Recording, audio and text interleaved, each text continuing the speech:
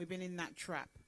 We've been entrapped. We've been indoctrinated. So you want a product, you have to go to, I won't call a name of a shop because I don't want a brand, but you go to a certain shop and they will cater for all of us. And we come running with our strong black pound, and it's time for us to make a change. And some people are trying to do that. But I think personally, they're finding it slightly hard because as a black person, we're not patronizing their shops enough to say, we've got our black pound, we'll bring it to you. And still, it's not quite happening yet. It started to happen, but it hasn't happened yet. But like I say, we're indoctrinated. We know that we need a certain product to make our hair look straight, to make our hair look twist, to make our hair look whatever, to make our skin look whatever. Right. We're going to touch on the skin. Yes. It was something that I wanted to come back to a little bit later on in the show. Dean, how do you feel about the fact that, you know, we don't seem to have our own patronize our own enough? Well, just because you didn't want to promote anybody, I do. Yeah, so I'm just going to say, I want to speak about Zandy's and Primal Beauty. Hold on. What I'm going to say is, you can promote what you like.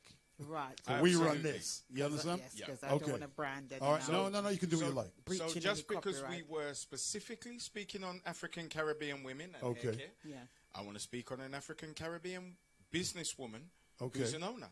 Right. Sandra Brown Pinnock. Okay. She owns Zandy's. She had an outlet in Peckham, and she had an outlet in Lewisham.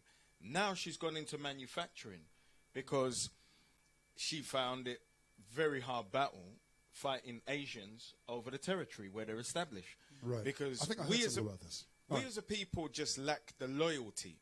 So unless you've got a consumer ethics of where you spend, I do. And from I was a young man, it was a spiritual thing. If you act hanky when I come into your shop, you can't have my money. Yes. Because I'm a man.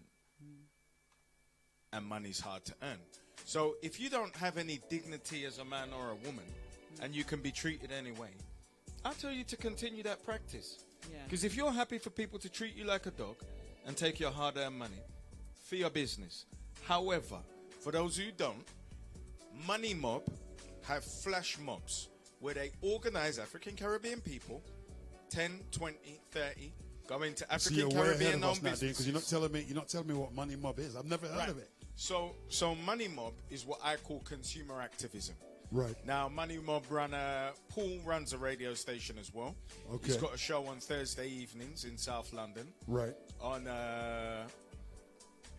It Evades Me is Jazz Something. My missus would kick me in my back. But Paul, who runs Money Mob with his team, do flash sales, and they go into African Caribbean owned businesses. They might say a minimum spend of a tenner, and if they take 20 people, you might leave that business having spent £400. This is business activism, working with genuinely established African Caribbean businesses. Right. Okay. So, and it's not new. This is a couple of years old. It's a couple of years old. Yeah. All right. So, their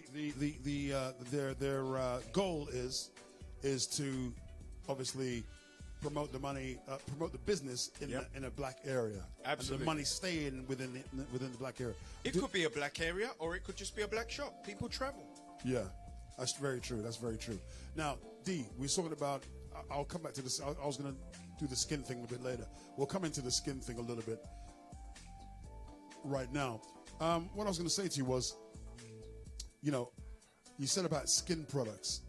Do you think that our sisters spend too much money on skin products? It depends what you mean by skin products. If you're talking about a moisturizer, you have to moisturize. Everybody if has you're talking about, and we're going to go down the road of bleaching creams. Well, I was going to go down that road. And if you're talking about going down that road, that's a whole other topic. Right. As far as I'm concerned, from my personal point of view, this is only personal, and I'm sure I'm speaking for listeners out there right now.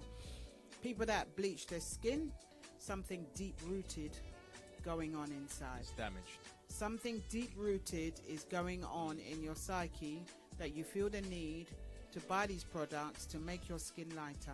But see, the reason why I brought it up, because these products are doing a thriving business right now in some of these shops, some of these Asian shops. They're really banging this stuff out. And it's like, it's becoming normalized.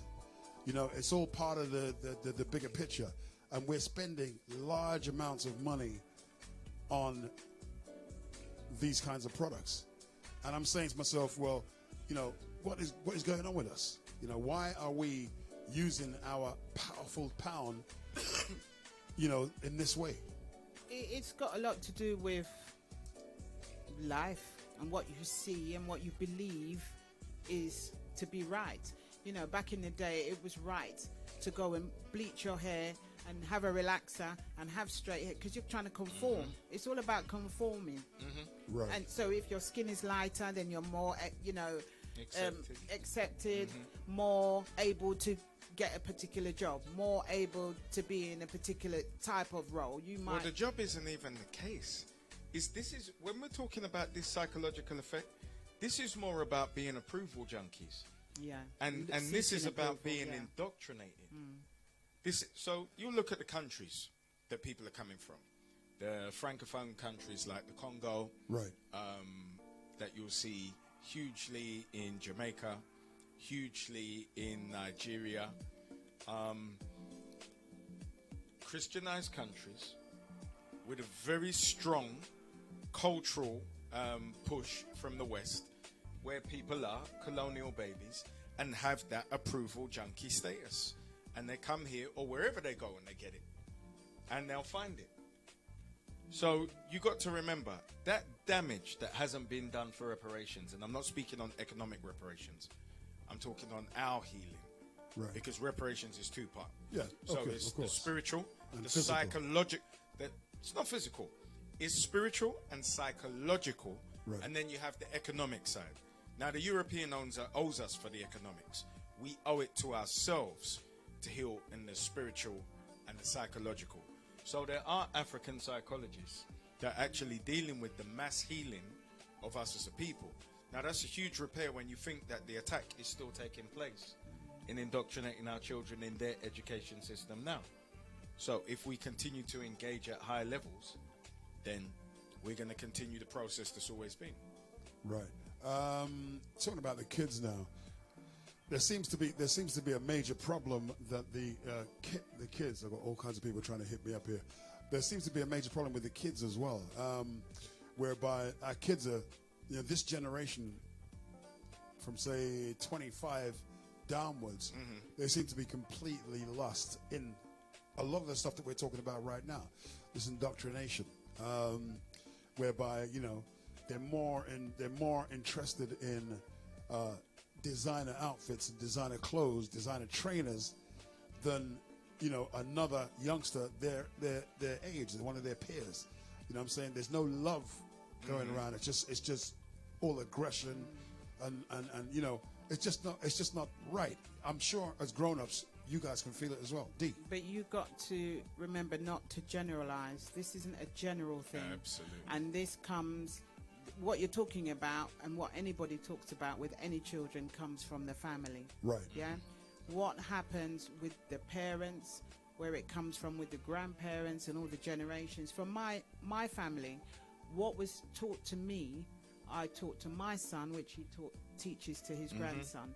Not everyone has that network where that's being passed down. So we can say that the kids are looking for the fashion, looking for the, you know, what's next. But where's that coming from? And is that because of the parents then saying, oh, you know, I want to make sure my kid has the best, so I'm going to, you know, spend the money and do this. Not all families can afford to do that. Right. No, but to be fair, no, all families never could. And what we're talking about is a particular cohort of youths. So let's be frank now.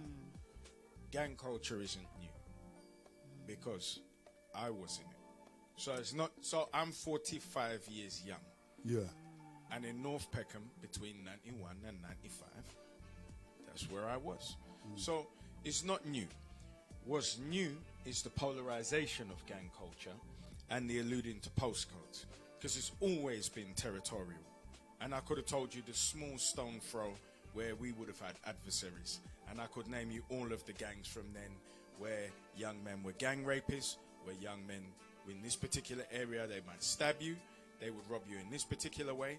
If you go down to Halston, they might have guns. So this isn't new. So let's not pretend this is new. Yeah. And the cohorts remain equally as small now as they did then. The polarization is bigger. Is that because of social media? It's because, number one, it's because it's being recorded and we can see it visually. Right. Because it went on every single day. We just didn't see it. Statistically, it was equally as bestial as it is now, but we didn't see it. And the news didn't cover it.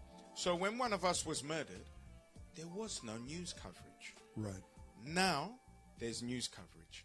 However, the reason you are seeing a growth as it's being adopted as a norm is because young people have been shut out of society because there's no youth engagement. Now, whenever young people don't have a vested interest in society, they'll create a culture that is a counterculture. That's a subculture. Their culture is just a normalization of criminality. Now that goes in their music, and it turns into a mindset, and then it turns into a mass following. This is our problem now. So criminality was never normalized. You see, there's some people who would say that they don't agree with you. I'm not one of the people, but they would say that because they would say you can't put the music into the you're blaming basically the No. This is, you see, culture. Culture is everything that we do.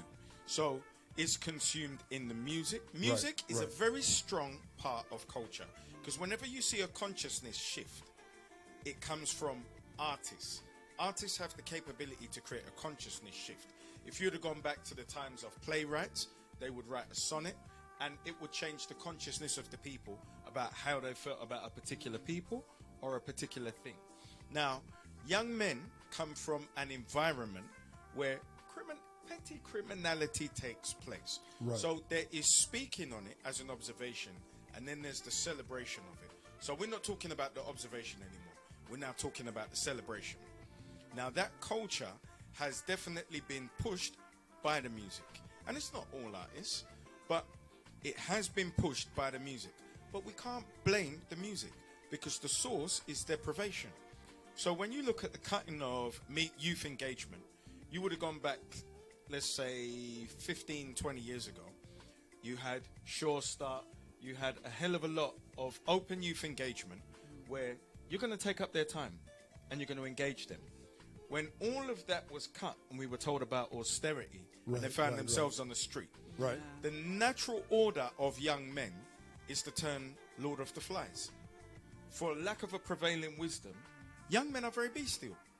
So peer wisdom is no wisdom. And the minute you engage in peer wisdom, and then your heroes and your stars are your peers who have no wisdom, who are also promoting criminality, it's not going to take long before the perpetual effect of that becomes a culture. It's like being turned around in the washing machine. Absolutely. And you on steroids. end up being lost. Later on in the show, ladies and gentlemen, we will be asking Dee. She does promotions, amongst other things. We'll be talking to her about a big promotion she's got coming up. And we'll also be talking to Dean about his men's clothing shop, right? And some of the brands, and so how he got around to starting the business and maintaining that business, because we want to give as many people as we possibly can an idea of what it takes and what it is to have your own business and to maintain it and all that kind of stuff. All right, so let's go back to you, Dee. Right, in the news, and we're moving swiftly along because we've got lots to talk about. In the news, there was this big story, one of the biggest stories in the world, to be honest, about Prince Andrew. Prince Andrew, I mean, one of the royal family, has been friends with a known pedophile, who was known to be a pedophile, and yet Prince Andrew went and stayed with him at his house in New York. Now, the question I put to you guys is, there's a lot of conjecture about Prince Andrew. What does he know? What did he do? And he's saying, well, I don't know nothing about it. I didn't do nothing wrong. How do you feel about it? Just from what you know. From what I've read in the press, what I've seen social media, on the news and so on, that there is no smoke without fire, in my opinion. He says he didn't know that Epstein there is no smoke without fire. Right. And there's no point in telling me that you were in the room, but you didn't actually know what was going on. Yeah, that's That for me doesn't make any sense. And because he's a royal, I believe that he's got this blanket over him and he'll be covered and smothered, and we will never ever find out the real truth, number one. And number two, he won't be held to account. You don't think so? No. I think him doing that interview last week for him was a mistake. Oh, a sure. Huge mistake. Massive mistake. I Huge mean, they were talking mistake. about it, and I saw it. Sorry, no, Kanye. They were talking about it, and then I saw the interview, and I was thinking, is that really Prince Andrew? Guilty He's as like, charged. he's like some idiot guy. You know what I mean? Sitting down and saying, I don't But you know. have to remember, everyone's innocent until proven guilty in this country. Dean, how do you feel about it? Okay. So, number one, let's clear something up. Right. This isn't a character assassination campaign. No, it's because not. there's nothing to gain. Yeah. So once we've established that it's not a character assassination campaign, we're looking at a known paedophile who was Epstein, Right. who was more than likely assassinated because of the way he could implicate those who were higher powers. Oh, yes. Right. So then let's deal with a bumbling imbecile, Tim Nice but Dim. He's a paedophile. Epstein was a supplier. He had pleasure at Epstein's dollar because of relationships that he could facilitate and business and trade that he Right. could He even facilitate said for that. Epstein. Yeah, he even said I'm not asking. As a businessman, I'm well aware, because when you're in a room, you're in a room for a purpose. And all smart power men ask this question: what's in it for me? Yeah. Okay. So once you ask that question, and we can see the pictures of you with teenage girls, we understand your predilections. No question. You're guilty as charged. You come from a family who don't have power, who are power, who are above the bankers, who are above the law, and above the state. So nobody knocks for the Queen's permission because it's symbolic. They knock at the opening of Parliament to start an election because it is so. So knowing your mama and your papa have the power, and you're a bumbling imbecile, possibly they'll have to duppy you for protect themselves. So we'll see. And you wait for the 12 months where these gentlemen just have heart attacks or top themselves as they do, and they end up being perfect synergy for the outcomes that they require. There's no such thing as coincidence. But long and short, Prince Andrew, in layman's terms, is a nonce. He's a guilty paedophile, and he was there with his colleague who's a paedophile, who got him access to power and economics, and they were both complicit in what they were doing. Wow, And the fact that they that's want powerful. they want to taint the women who were actually involved. These young Yeah, the girls who girls. are Now now that women. is character These assassination. young Yeah. girls who are now women that are Right. holding their hands up and saying, "This happened to me." Yeah. Why should they then be But slated or, you know? There is another person in this, the daughter of the daughter of the newspaper tycoon. What's his name? Who was facilitating these young girls for Epstein, and one of the young ladies, I can't remember her name, but she said she actually had a relationship and she slept with Prince Andrew. And Prince Andrew openly just said, I don't know this person. I didn't go out with her. I don't sweat. When I go out, I always wear a shirt and tie, and I never hug people. And then the press just mashed him up. They just said, you know what? Let's Now, soak the a press bit- didn't do anything. He mashed up his self. Yeah, of course he mashed up himself. But I mean, all them in the interview, he said he don't do this. He doesn't sweat. They showed pictures of him sweating. Photographic evidence I don't of wear open neck shirts. I always wear shirt and tie. They showed pictures of him Photographic evidence. on more than one occasion coming out of a club sweating with no shirt on. I don't hug women. He said I don't hug people. And then they Teenage showed girls. pictures. They showed pictures of him hugging all kinds of women. You know what I'm saying? So obviously this guy is, it's amazing that he actually came out and said these things. But what I wanted to ask you guys was, do you think he should be able to come back in maybe, I don't know, a year's time, 2 years' time, and be in public life again, doing his charity work and working on this board and that board. Do you think he should be? Do you think he should be coming back, Dean? So when a man pushes past a particular ledge, right, he now has a predilection for this thing. So let me ask you a question. What is the time span on forgiving pedophiles? About 200 to never. So you make it a rhetorical question? Yeah. Okay. But, you know, remember where we live and who he is. Mm-hmm. You know, there's people working. So are you right asking me now whether he will be instated or whether he should be reinstated? No, I'm asking your opinion. Do you think he will be? He doesn't need to be reinstated in any public life. Look, you come from a multi-billionaire family who have interests globally. It's no problem to send you via Muko to go and hide.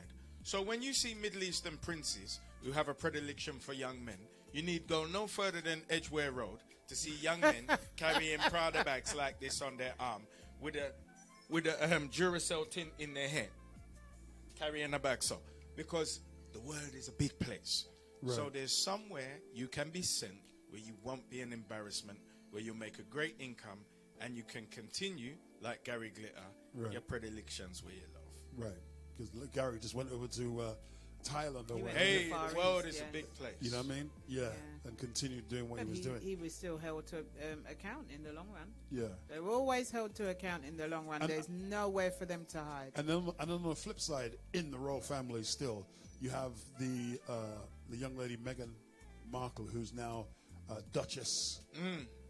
She was coming to the royal family, and she's been taking a lot of stick. But they're going through their own thing there, aren't they? Yeah, with this whole, I need to be left alone. We need to be left alone because we've had all this drama. And it's all, they're not going to say it, but it's because she's a woman of colour. They're not going to say it. They don't want to say it, but this is what it is. Well, the question was, I asked this question when they got married. I had some guests in the studio. I can't remember who it was. But I think I had 3 or 4 guests sitting on that side there. And I said to the ladies, I said to everybody really, do you think Meghan being in the royal family will change things for black people in this country? And to a man, everybody just said, no. Hell no. The question it sounds silly. Yeah. Listen, let's just say it has to be asked, though. Light ain't white. Yeah. And when you go into the sanctity of British Empire, right, and the royal family at the heart of that, right, for you to infiltrate that, it's going to be protected. So racism is a fist. So when we talk about powernomics, it's a counter to an entire fist. Now, as you said, part of that is media. So the media attacks that make the comparisons, she doesn't look classy, this one looks like a lady. They're very simple things that sink into your melon, that in your subconscious mind, every time you look at her, by association, there's darkies. And we are going back now, because of Brexit, to being darkies in the 70s blighty. Now, she doesn't represent advancements for us, and she will be attacked so that they continue to look at her as a porch monkey. And if in any doubt, look at what Danny Baker did. He exactly put the monkey there. My he goodness. was fired because it was symbolic, and then he was reinstated. Exactly. Because That's nobody diabolical. had a problem with it. So we don't need to pretend it's not about race. And let's not pretend that Eastern European Jews have ever been on our side. The liberalism that they practice is based off of the strides they made on our backs whenever we went and fought for anything. Because now you just come and pick up the benefits. So this is why we can't buy into being called minorities. Because every single person in the country is a minority except heterosexual white men. So then you give up all your rights. To make us a protected group, we are African Caribbean. Simply. That goes for economics, that goes for politics, that goes for education, and it goes for anything else that we deal with. Just like Yiddishers have separated themselves in Stamford Hill, you must be a protected group, and nobody's going to come and do that for you. There's no Sir Lancelot to come and protect us. Okay, so we're going to take a little short break right now. Let my guests get a little something to drink and wet their throat and have a think about what we're going to talk about. Because we're going in today, ladies and gentlemen. I've got the homeboy, Dean Okai, in the studio with me right now, and the lovely Miss D. Small, who are going to be talking about what they do and how they got into it a bit later on in the show. It's 9:20. My name is LACJ, and this is the LA Nights Show.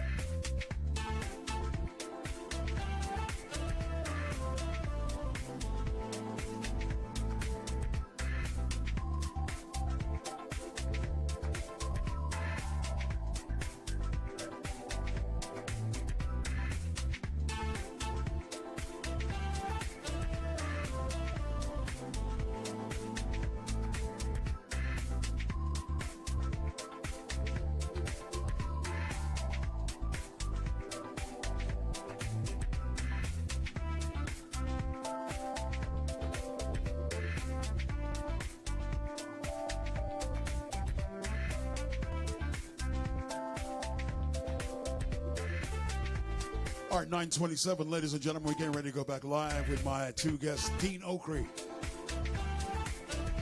I was going to say the infamous, but he's not. He's actually quite famous because this is a man who has a lot to say for himself. And we definitely need more people like that. One thing about black folks, we don't speak enough. You know what I'm saying, D? The lovely D Small's in the house with us as well. Yo, D Small. Yo.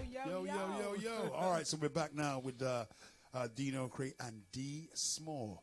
Okay, so I was going to ask about in the news, they talk a lot about, you know, there's an election coming up in next month. And we're going to be voting for a new prime minister. Now, within the Labour Party, there is this. The Labour Party seems to be tarnished with this label as an anti-Semitic, party. There's a lot of anti-Semitism within the Labour Party. Big arguments going on. I hear it on the radio. I heard it on LBC today. A guy called Majid Nawaz who was talking about it. And the people seem to be really wound up about it, you know, this anti-Semitic. Now, I want to ask you guys, what is your interpretation? I'll ask D first. What is your interpretation of anti-Semitic? What is your interpretation? Anybody that's against the Jew.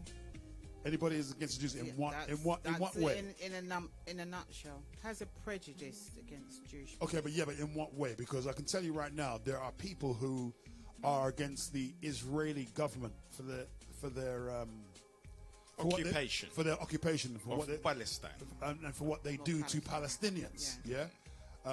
I.e., somebody from Palestinian side will aim a rocket. They don't even know where they're aiming it to, but it will make a hole in the road 9 times out of 10. Nobody will really get hurt from it. And the Israelis send helicopter gunships and stuff and blow up like nearly half a neighborhood, you know what I mean, and kill how many other people, and then the whole world just says it was justified because somebody fired a bomb towards them, you know. So if you criticize Israel on that respect, people say you're anti-Semitic. That's why I'm asking that question. What do you feel about it? For me, it is a prejudice. It's someone who's anti against someone else or something else. Yeah. So you're anti-black, you're anti-white, you're anti-Jewish, you're anti-Asian, anything that's against what you believe in. Okay. Someone that's let me ask Dean the same question. So no disrespect to my beautiful sister, but that isn't what anti-Semitism. No, but that's my interpretation. So, I get it. Okay. And because the reason why I ask this question because a lot of black people don't actually know. Absolutely, I concur. They're like, what is that? You know what I mean? Go on. And because that is most lay people's interpretation, there's a fear factor based on the economic strength that Eastern European Jews have in England and across the world. Right. Now, as media barons, it's very easy to propagate your position. So let's take the term anti-Semitism now. So if I were to talk about Afrophobia, I would be talking about a very real racism. So everything falls under the band of racism. So now we just separate people into their groups because they've made themselves a protected group. And for us to be a protected group, we would talk about Afrophobia. So let's compare two political parties. Let's compare Labour, where we can't quite identify the anti-Semitism, and let's compare it with Conservatives, where you have a government that created the hostile conditions where they kidnapped African Caribbean people, which was really a bank robbery, illegally deported them, stole their pensions, made them lose jobs, stole what money they had called dormant funds in their bank accounts, properties that were lost. So this is racism now. Afrophobic racism, to be specific. So along with that comes the character assassination that the party had to say that they were criminals they were deporting with Ghana Must gold bags. And people were laughing when they were deported to Jamaica with nothing but Ghana Must gold bags. So that is Afrophobia. Now over here, there's a rather ambiguous anti-Semitism. So we can agree that anti-Semitism are those that Jews don't like because they're not playing ball. So when you talk about a state, we are no longer talking about England.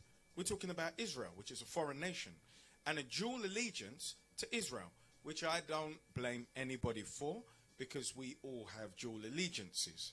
Now, nobody's actually attacking Israel for anything. They are criticizing Israel for being genocidal, which is a fact, because they have UN mandates against them based on their genocide and land misappropriation. So when you use a term, which is a blanket term, anti-Semitism, if I were a man who were criticizing you, knowing the political power of that statement, I just throw it at you, and you run and you'll capitulate.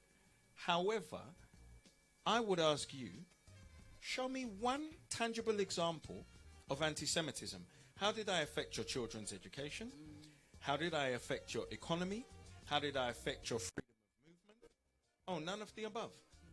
So now let's define anti-Semitism. What does it actually mean? So I look for clarity when you're talking about a particular thing. Because if you're going to character assassinate me, I'm going to hold you to a court.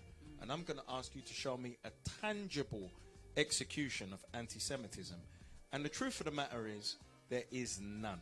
Now, when Boris can say Muslim women look like letterboxes and be quite confident, that is anti-Islamic and inflammatory, knowing that the EDL are going to follow his line, and that where they have dual allegiances in particular boroughs, where the EDL and the BNP and the Brexit Party won't be vocal because Conservatives are doing their job.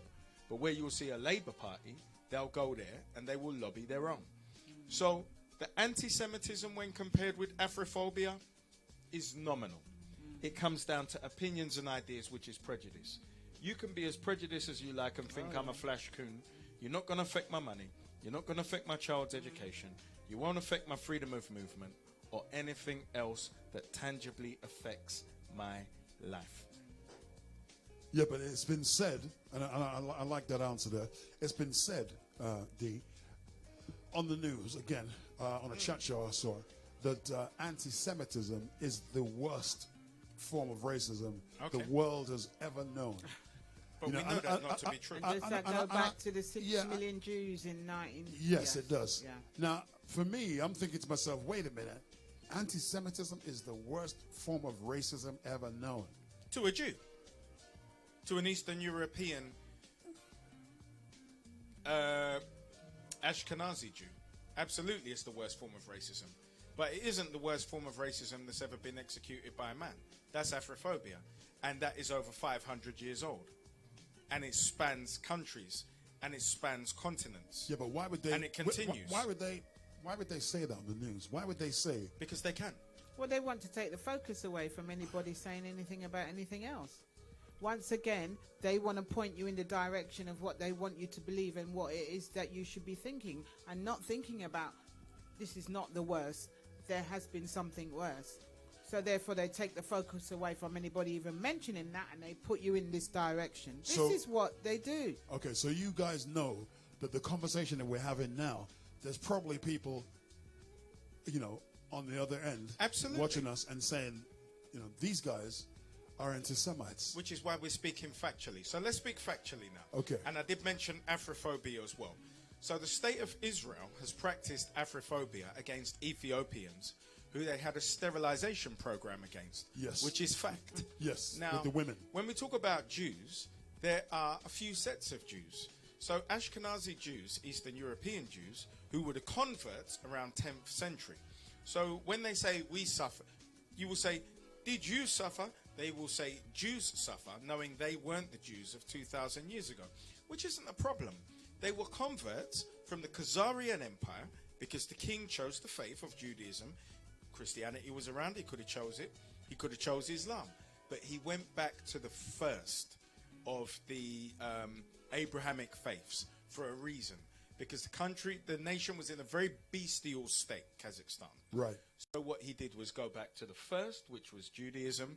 The people converted, and they would go on their pilgrimage to Palestine, and they were met with welcome arms, and they would always go. They've been going on their pilgrimage for 700, 800 years, and there was no problem with Palestinian people until after the war, there was a vehicle used to acquire the territory.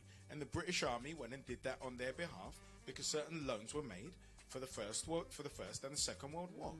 Now, remember, loans come with terms, and he who pays the piper calls the tune. So this is just historic fact. Anybody can call anybody anything. Now, if you have a formulated argument against me, and you have the upper hand, and I say you're a racist, there are certain white men who will quake within their boots. And then there are other European men who will look at me and say, oh boy, I've got the facts and you owe me money, or it's this, or you've transgressed that. And they'll just speak fact.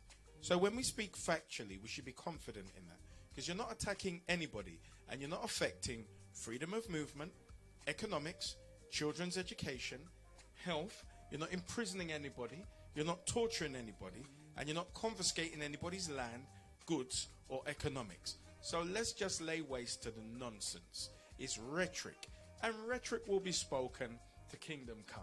And let them. God bless them. Okay, so D, let me ask you this question. If somebody said to you that some of the things that you've said here today were anti-Semitic, what would your answer be? What My answer wasn't anti-Semitic. My answer was, my belief is somebody that's anti-something, which that could be anybody, a white man, a black man, a green man, a pink woman, whatever. There are two sides to every story. Right. I'm just giving you my opinion. Right. Yeah? So as things go, we're going to be talking about business during the course of the last 20 minutes or so, and what you guys do, of course. We're going to be talking about business. In business, Jewish people seem to have, they're very powerful. We all know that they control a hell of a lot of stuff, including banks. They own the biggest, supermarket in the world, Walmart in USA, and they probably own Tesco's. I'm not sure. They own all this stuff, and Sainsbury's, and they own football teams. They own a lot of stuff. I mean, is it because that the control that they've had, Dean? I'm asking you this question because I don't actually know. The control that they've had, the finance control they've had for many, many hundreds of years, or? Well, that's an absolute. So their banking institutions come from the Venetian. So in Venice, Dean knows more. Well, yeah.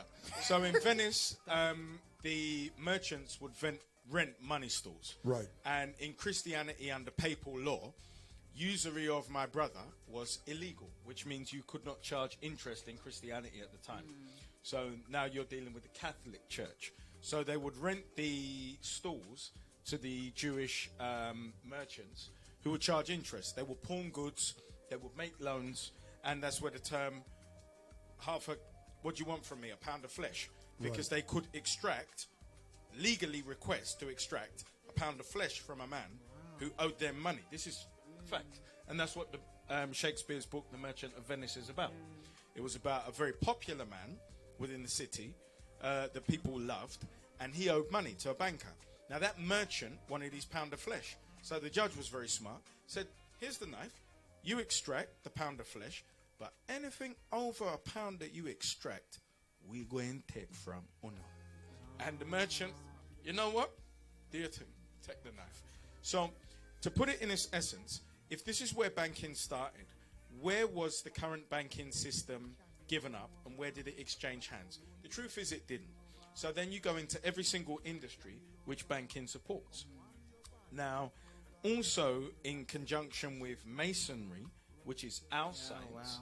Now, masonry is merely an African science, which is as spiritual as it is scientific. Absolutely. No, so that was some kind of European thing. No. You make a mistake, sir. So King Solomon was in Africa.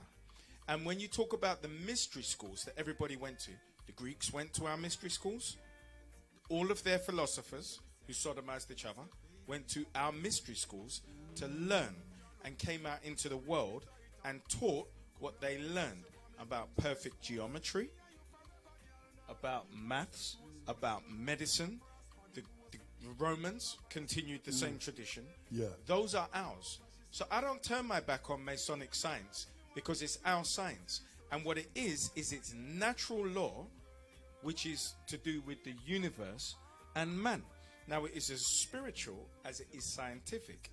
Now, understanding that money isn't the physical, tangible thing you can touch. It's currency. Like the current of a river will drag you where it's going, as does money. He who pays the piper calls the tune. Right. Now, when people are imbued with this particular science, they use it to benefit them. Right. So what did you say? You thought it was European. So then what do we tell you? That's the devil's work. And if anything is the devil's work and you see a black man who is a Christian, well, you run from it. No time. Our science. Let me tell you, as a man who's a practitioner, okay, perfect science works. Others are using our science internationally, and they are using it against us. And then all you have to do is separate our brightest and best sons. So I'm going to be very succinct. You'll take Jay-Z, who is a master mason, and what do they tell you? He's a devil worshipper. He swallows souls. Oh, how does he do it? Through a straw or through the booty? Grow up. So then what do? We turn our back on the devil worshipper, and we continue in ignorance. So he tells you through music how to make money, how to create systems, how to have family. You see me? I'm a grown man because I'm a pooper. I look with my eye. Demonstrate. I'm not interested in your rhetoric. It's intellectual masturbation and hyperbole. I look with my eye. Where you can demonstrate, that's real. Everything else, hyperbole. I hear you. You know what? We have to get Dean back on another show. Because I am listening to this gentleman. Yeah. Yeah, no, because, sometimes what I do is I always have, I will pit, not in a bad way, but there's always people who have another opinion of something. So I have people like that who always come into my shows, and they're part of the show. So I will bring someone. We will talk about some proper subjects, and I'm so glad. I've been trying to get this guy on my show. How long ago did I ask you? Okay. A while ago. All right, so we're going to take a little 1-minute break, and then when we come back, Dean's going to be talking about his project that he's on, and Dee's going to be talking about the project she's on. All right, so keep it right here with me, LACJ, on DejaVuFM.com.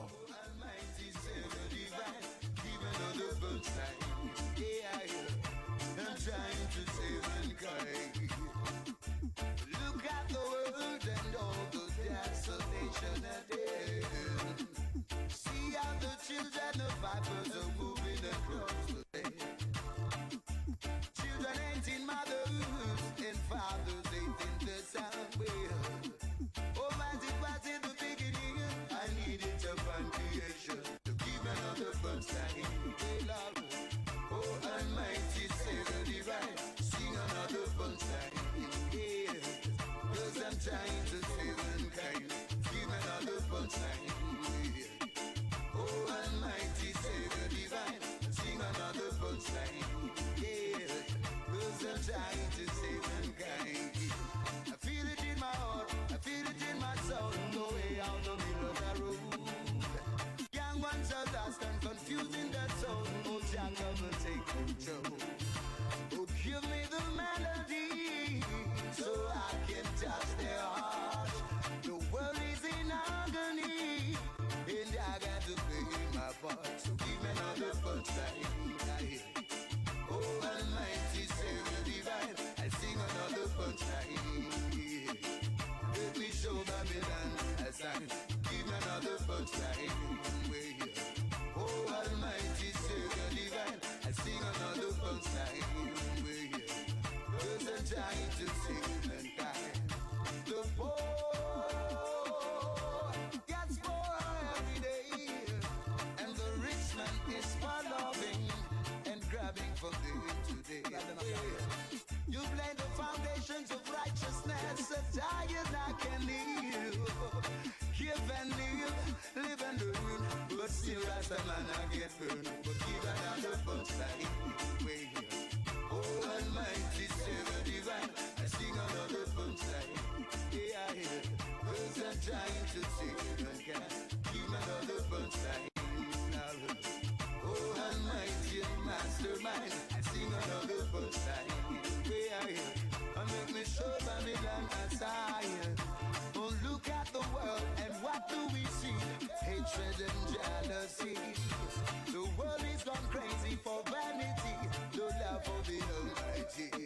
All right, ladies and gentlemen, back with Dean Okai and D Small. Thank you very much for being in the studio with us.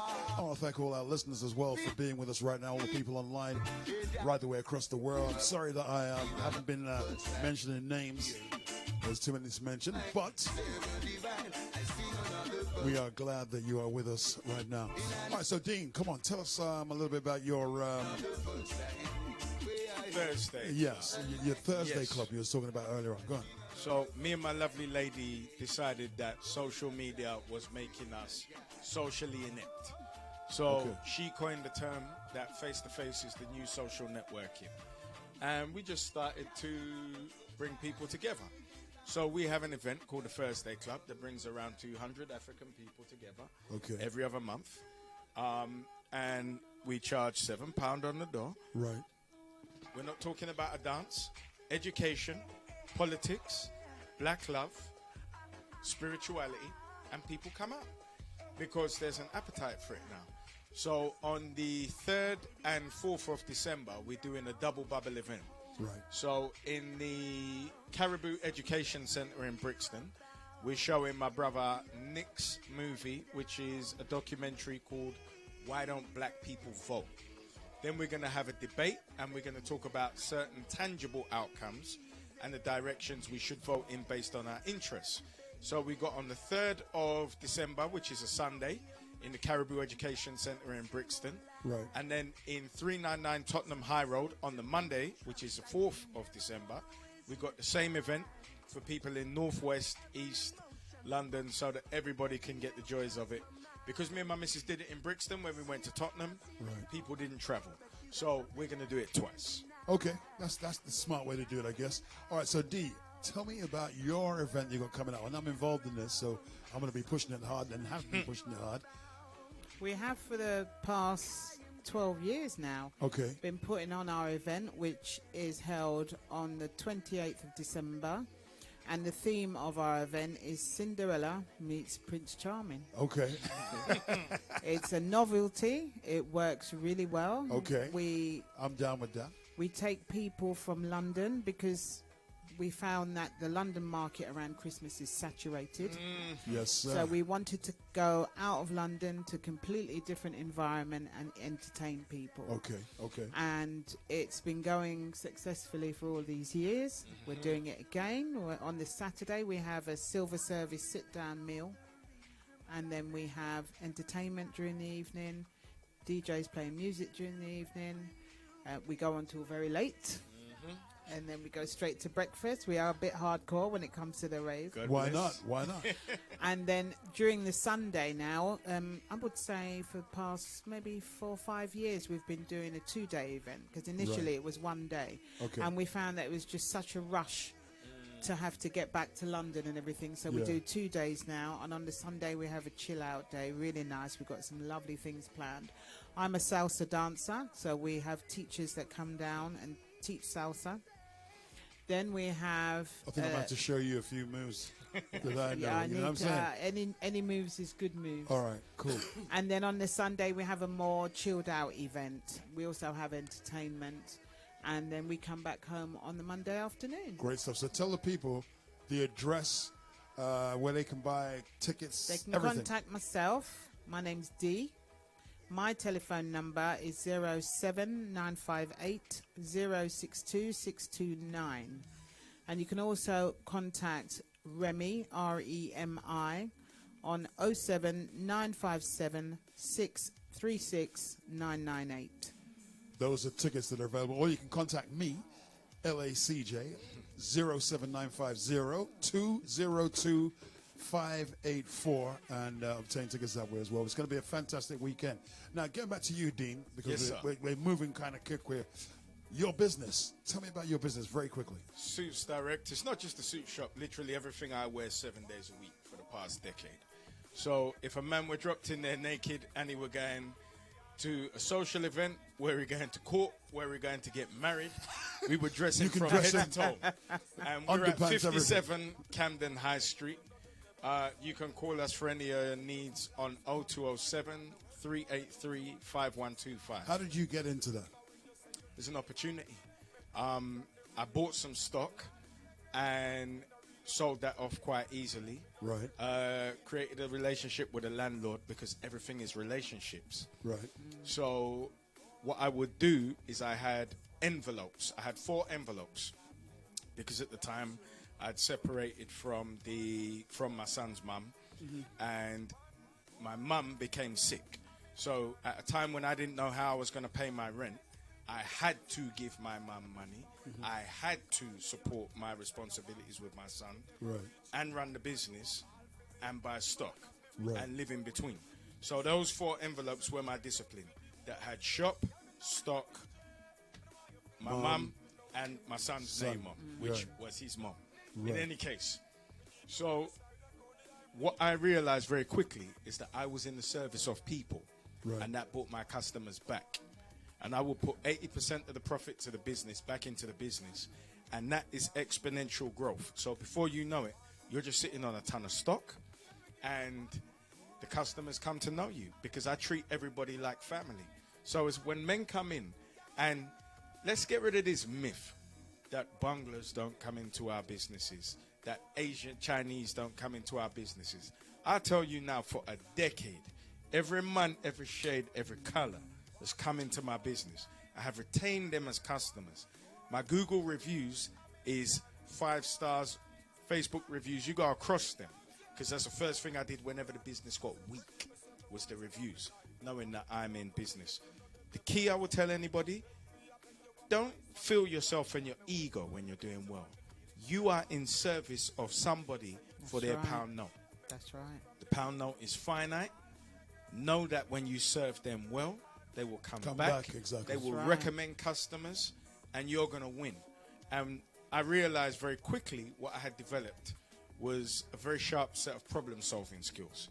And as a byproduct of that, I said, what I do for myself and my business, I'm going to do for my community. So I solve problems 8 hours a day, every day, and I connect us 8 hours a day, every day. And my Black Pages is huge. So all I do in terms of the projects that I manage now is what I do 8 hours a day, every day, which is solve problems and connect us. Right. Okay. All right. So the business is going well. And Well, the business is going because the high street has turned down. However, it hasn't been bad enough for me to change my dinner. So I hear you, brother. I hear you. So where do you hope to be in, like, let's say 10 years? When you're, how old are you? 40? I'm 45. So you'll be 55, 10 years' time.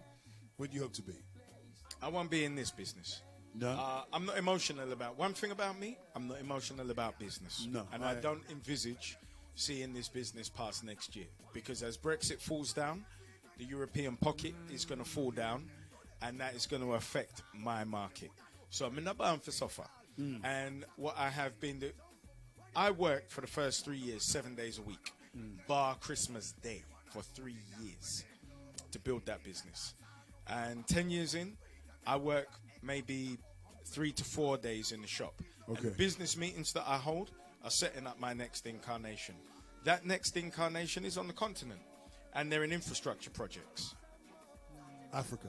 Yeah. Okay, I hear you, brother. So when you see me in my compound in Ghana, and there's space for my missus to be quay over there, so when we argue, she can have her peace and movement, and my children around me, and my guests, that will be because of what we're putting down today. And that is me and my missus. All right, D, where do you want to be in Oh my goodness. 10 years' time? Don't ask me about 10 years. Ask me maybe in about 2 years' time. And Yeah. what do I want to be doing? Not working for the man anymore. I just don't want to be doing that anymore. It's hard, isn't And it? yes, it's very It's hard. hard when I you- don't want to work for the man anymore. And I have to put things in place so that I can make that happen. And I've already started to do that. Yeah, I myself have my own business. And I haven't worked. I've been in England now nearly 30 years. And I think I worked for maybe, I'd say about 4 years at companies. I worked with Virgin. On and I was off on, for me, Snap. I was on Sam. Virgin Radio when the Virgin had their record store in Oxford Street. Oh, yeah. I was Technical I Road. was one of the Yes. DJs in there at Virgin FM Radio. Wow. But let me tell you something. I don't want to work for nobody. I just thought to myself, I'm going to go alone. And I just didn't look back. So I'm not saying nothing's been plain sailing, but There's I'm here. no ideal time, though. I'm here. You know what I'm saying? I'm There's here. no ideal You know what I'm time. saying? Yeah. And that's something we need to plug, to really plug into our little youngsters, that feel useless. They feel like they got nothing's going to go for them. They're scared to make a leap. You know what I'm saying? And they're more brilliant than they actually realize. Then they They are. realize. You know what I and mean? they Really know, yes, They're more that's brilliant so than they true. realize, but they just need us grown folks to say, yo, just go down this road. Don't go down that road. But it's very hard if you don't experience it. And the one That's thing true. I say, birth comes with pain. Okay. So don't expect to born and not go through no pain. Okay. Birth comes with pain. All right, well, in the last few minutes, we got D. I want you to tell them quickly again the rave, the name of it, where it is, the date, all that kind of stuff, very quickly. Cinderella meets Prince Charming, Winter Ball, Telford in Shropshire, 28th to the 30th of December. Give me a call, 07958 062 629, or call CJ. All right. Dean, go on with your thing, your business. I'm on Camden High Street. With Camden go High ahead, Street. sir. Okay. I'm on Camden High Street, 57 Camden High Street, Suits Direct, nearest station, Mornington Crescent. Call us on 0207 383 5125 for any inquiries. And then we got the Thursday Club showing the documentary Why Don't Black People Vote? That is on the 13th. Sorry, that is on the 3rd and the 4th of December. In the Caribou Centre in Brixton on the 3rd and in Tottenham 399. All my handles are my name on social media, which is Dean Okai, O-K-A-I, Senior, and you'll get the details. We spread them far. Dean, you got to come back, and D, you got to come back as well. Right? Absolutely. Okay. Well, thank you very much, guys. I've enjoyed your company a great deal, and a lot of there's too many people watching right now, and on the different social media and stuff like that. So I want to say thank you very much to my guests, Dean Okri and D Small. We're going to have them back. My name's LACJ. Don't forget to join us next week, Sunday, between the hours of 8 and 10. Remember, yesterday's history. Tomorrow is an absolute mystery. But today is a gift. And that's why they call it the present. Thank you very much for joining me. Take care of yourselves. I'll catch you back next week, Sunday. Take care. Peace. Nice show.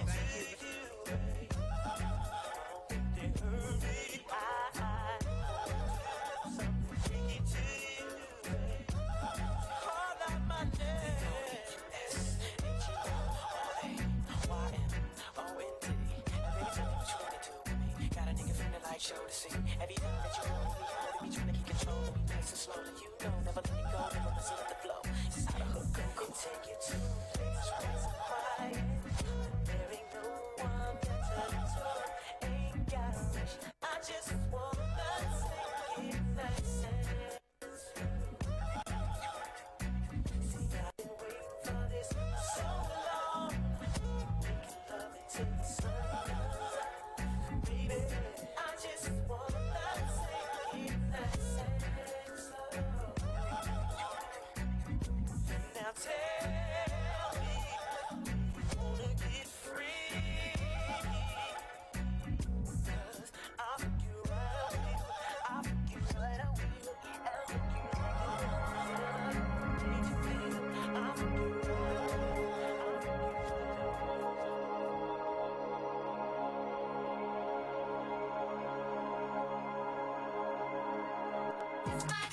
House is a feeling and one love. The Christmas party and fundraiser for Baron. Saturday, 7th of December, 9 till 4 a.m. at Fest in Camden. Room 1. The House is a feeling experience. Gat Decor live. Beverly Skeet live.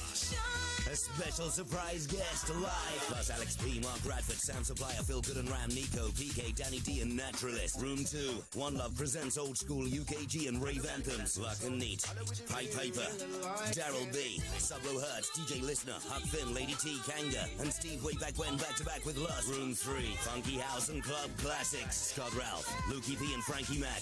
Bubbler back to back with Deluxe, L.D, Wayne Johnson, Brandy C, Danger Mouse, Ryan Clayton and Jamie D. In the outdoor area, Andy Funk Fusion and Tony Castle. It's all hosted by Neat, Creed, Buzzheart, Talkie White and Wicked. House is a feeling and one love. The Christmas party. Saturday, 7th of December, Fest in Camden. Tickets from Resident Advisor.